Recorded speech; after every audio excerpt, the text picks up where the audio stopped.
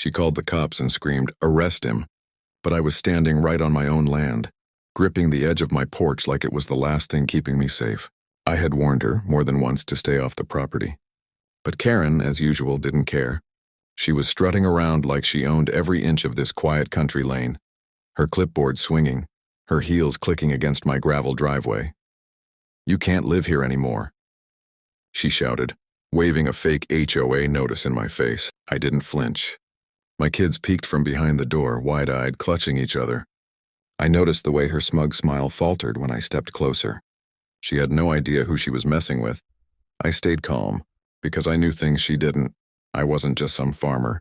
My hands, steady and trained, had held far worse in situations that would make her knees buckle. My wife's voice, firm and commanding, echoed in my memory. She'd trained SWAT units. And me? Well, let's just say I had my own ways to protect my land. Karen stomped toward my truck like she wanted to tow it herself.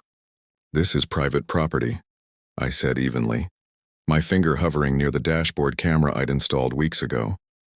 "You're trespassing." Her face twisted in rage and she reached for her phone. "I'm calling the cops again," she threatened. I smiled faintly, letting her think she had the upper hand. She didn't know that the first call she made would be the last she got away with. HOA ignored my warnings to stay off my farm. Now they're paying for messing with the wrong owner. The moment Karen hit call, my phone buzzed in my pocket. I stepped closer, keeping my voice calm, letting the tension stretch like a rope ready to snap. "Funny thing," I said. "I already have the sheriff on speed dial.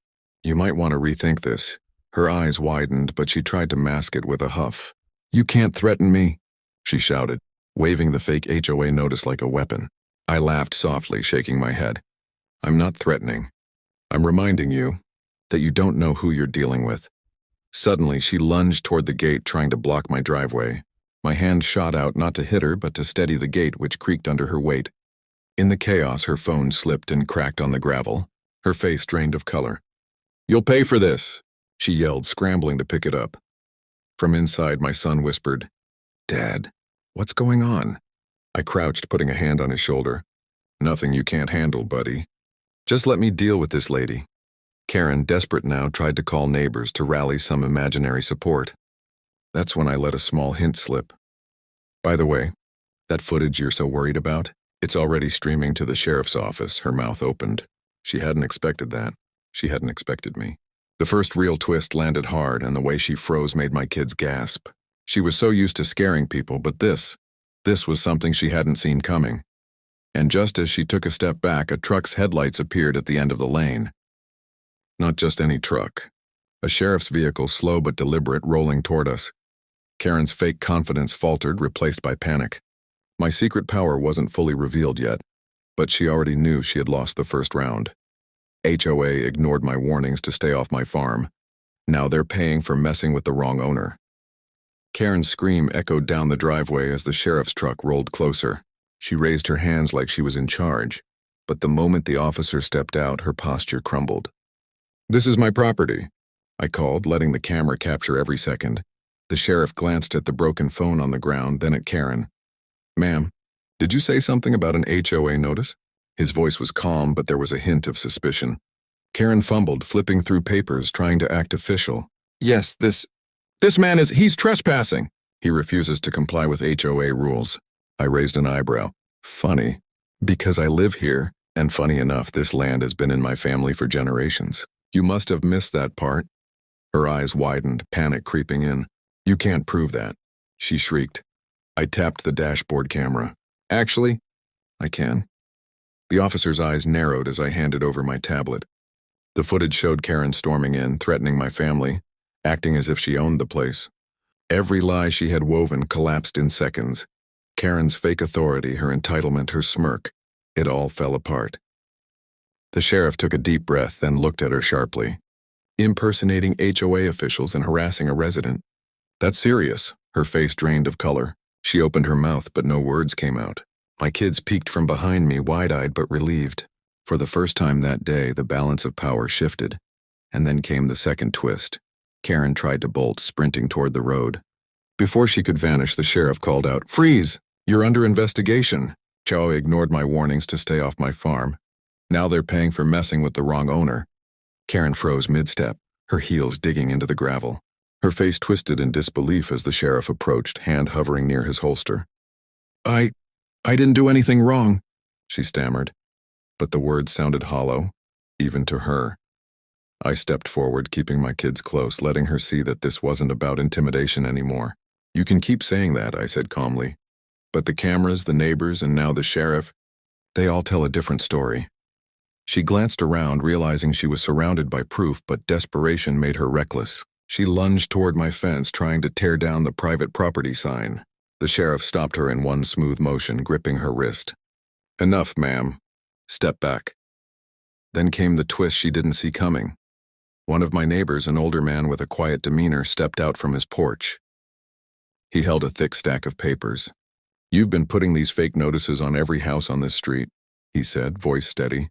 "I've documented everything." Karen's jaw dropped. She had been trying to play the victim, claiming she was enforcing rules. Now not only was she caught in the act, but her entire scheme was exposed in front of the entire street. The whispers started, neighbors peeking from windows, shaking their heads in disbelief.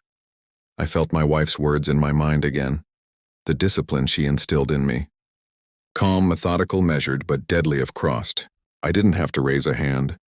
The law, evidence, and her arrogance were doing all the work. Karen's panic was total now. She tried one last trick, pointing to my kids. "He's lying.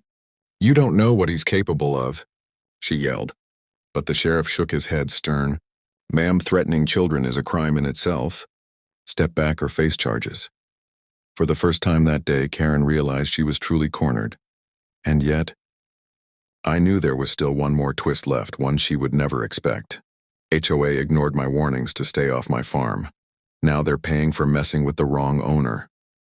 Karen's face turned red with fury, but now it was mixed with fear. She realized no amount of yelling or fake authority could save her. She tried to shove past the sheriff, but he grabbed her arm firmly.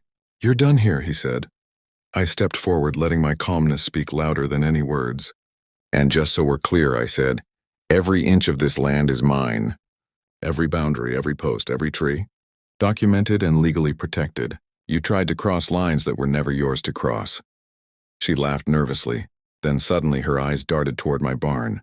That's when the third twist hit her, and it hit hard. I had recently installed hidden cameras around the property, not just for safety, but to record any HOA shenanigans. I pulled up the footage on my tablet and played it for the sheriff and neighbors. There she was, Karen, sneaking onto my land days ago, taking photos, making threats, and even trying to intimidate my kids while pretending she had HOA approval. Every lie, every stunt, every fake notice caught in crystal clear video. Her fake confidence crumbled instantly. The neighbors gasped, whispering among themselves.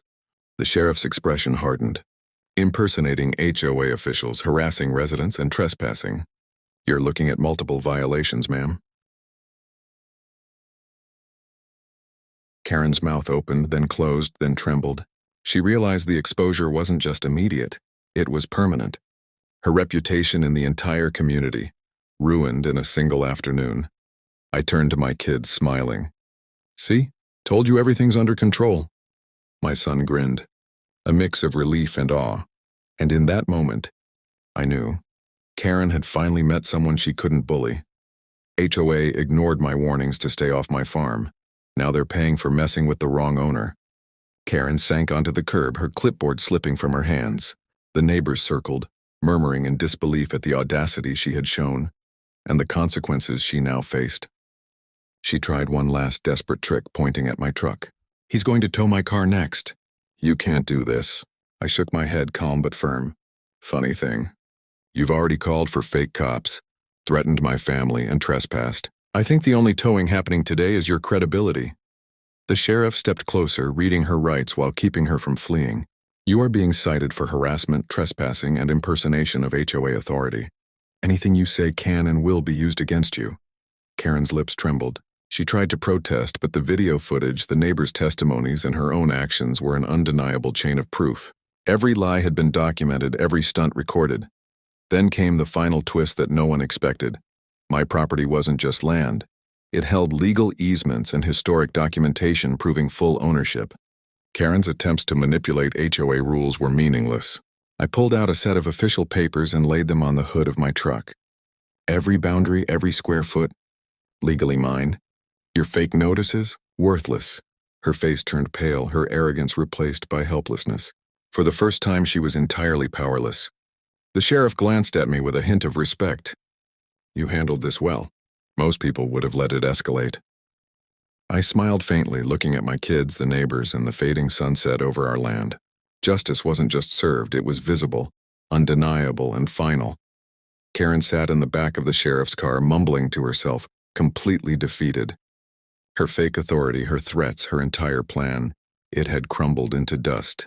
The neighbors, still gathered on their porches, exchanged glances, some shaking their heads, others whispering praise. I walked back onto my porch, my kids trailing behind me. Mom said always be ready, always stay calm, I whispered to them. And never let someone bully what's yours. My son nodded, gripping my hand. We saw it, Dad. You were like a hero. I smiled, but there was still one small satisfying touch left. I called the local news station. Within the hour, footage of Karen's harassment, the fake notices, and her attempts to intimidate my family went viral. Her reputation was destroyed beyond repair, and just like that, she became the cautionary tale for anyone thinking they could abuse power under the guise of HOA authority. Later that evening, as the sun dipped behind the trees, my family sat together on the porch. I looked at my kids, then at my wife's picture on the mantel, remembering her advice. I didn't fight for this country to be told I can't park in my own driveway, I said softly. And for the first time that day, the air felt light, free, and safe. HOA ignored my warnings to stay off my farm. Now they're paying for messing with the wrong owner. We're halfway through the 8 sections. If you're ready, I can continue with section 7, where the story ramps up tension even more, adding deeper twists and final confrontations.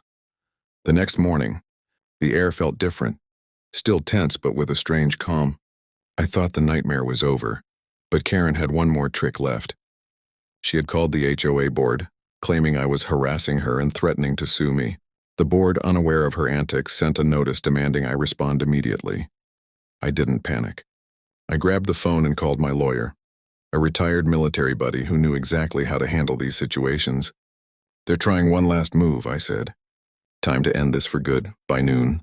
I had prepared a stack of documents proving full ownership, all the footage from the cameras, and written statements from every neighbor who had witnessed her harassment. When the HOA rep arrived, thinking they were in control, I calmly presented everything. Their jaws dropped. Every fake claim Karen had made? Completely debunked. Karen, of course, was lurking nearby, trying to sneak a peek. That's when the final twist struck. The HOA board, furious at being manipulated, publicly rebuked her. They declared her actions unauthorized and warned her that any future harassment would lead to legal action. She had gone from bully to outcast in a matter of days. My kids cheered quietly and I let them. They had witnessed justice unfold in real time. The sheriff had stopped by later, giving me a nod of respect. You handled this like a pro, he said. I just shrugged. We were protecting what's ours. That's all. Karen walked away, humiliated and powerless, and for the first time I felt the weight lift. The farm, our family, our freedom, it was safe. HOA ignored my warnings to stay off my farm. Now they're paying for messing with the wrong owner.